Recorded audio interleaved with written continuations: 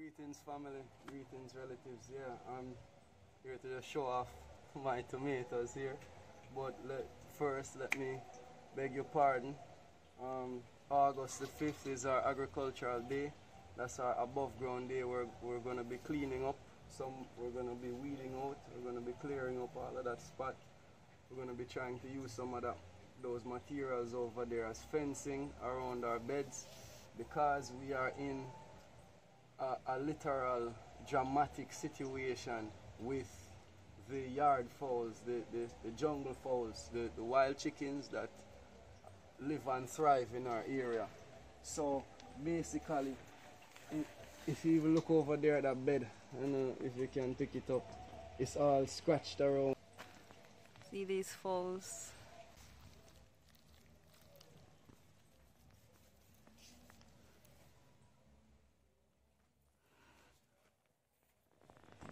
So as you can see, this bed, we had set up this bed, it was nice and all of that. The fowls got in here, scratched it down. This doesn't bother me because all they're doing is mixing it up for me, which was going to be a technical thing for me to do. Lots of hard work in the hot sun. But they did it for me, and I can then just heap it back up and start planting right away. So if you notice, there's all kind of stuff here because we're just trying to keep the place away from them. They have been a real challenge. If you notice, some of these leaves are nipped on our very lovely pumpkin. The pumpkin is thriving as well, you notice. But they'll come in here, they'll nibble, you know, on the leaves of things, all kind of madness. So if you notice here, we're running an experiment with this mesh as a cage for our plants, wherein the fowls wouldn't be able to come in and interfere with this. You know, if you notice, they're doing well growing through here themselves. I'm seeing some little weird insects. I have some neem oil for that. But here are okra. The seeds have been a big disappointment for me. I'm pretty surprised at the poor germination rate. So this was from the first planting. Maybe we'll get good seeds from it, the survivor. The second planting, I planted all this space back out, and this is the only thing that came. And mind you, a hole is here, a hole is here, a hole is down there, and it's 3 seeds to a hole, so germination rate very poor. But so if you notice, I've been struggling. Please forgive the bottle. But this is just to keep the fowls from getting in the bed, because what they want to do is they want to come in and scratch. Our Jamaican term is grudge. They want to come in and scratch so that they can get to the very useful insects like, you know, our earthworms and other things.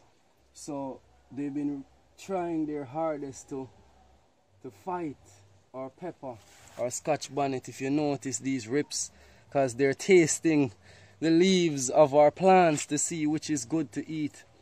So this one looks yellow like this because after I rescued it from them before, they just came back in here, found one place that they were able to step in and just trampled on it. Right, it broke down there. I had to build up the soil around it to support it. But it's good because eventually when the roots spread again, it will green again and the roots will have more of a surface area. But our Scotch bonnet pepper is coming in. But I must, oh, and you notice we have natural material in this. I'm going to start a new compost heap soon, so I don't want to lose any of this. The fowls have been coming in and eating it out, you know, like we can't get a break, but we're going to work this out. This space here was our first composting bed.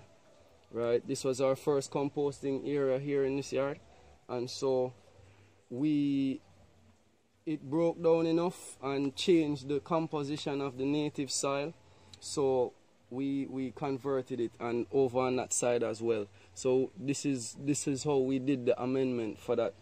So if you notice now, we are reaping the benefits.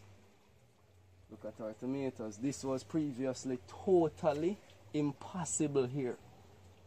Right? Look at the clusters of blossoms that we're getting here. And this is just the first round. Look at the thickness of the stem and the color that they're carrying. You don't see a single spot, you know, so not even deficiencies on the micronutrient level. So macronutrient, micronutrients seem very, very balanced to me.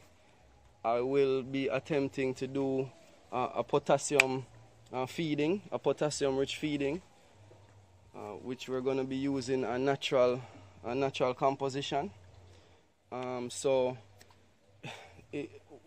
we're overjoyed. I don't know if you can hear it in my voice, but this is truly monumental. It might seem simple. It's not a whole, you know, large acreage, but this is enough for our kitchen, for 2 households, and we're going to expand throughout all of the other locations, throughout all of the other spots you see throughout the yard. We're going to amend and expand because a food crisis is afoot, and we need to prepare because hungry and a boy. Thanks, guys.